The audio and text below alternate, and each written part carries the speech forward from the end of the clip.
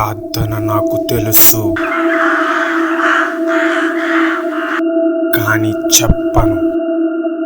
Bible ద్వారాగా దేవునికి దూరంగా ఉన్నావని తెలుసు, కానీ చెప్పను. దేవుని స్తుతి నీ పెదవులపై పలకట్లేదని తెలుసు, కానీ చెప్పను.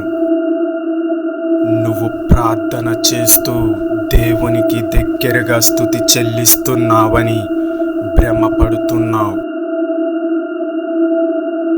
నీ ప్రతి వర్తమానం దేవుని దగ్గరుంటుంది, ఎందుకంటే హీ ఈజ్ ఆల్మైటీ గాడ్.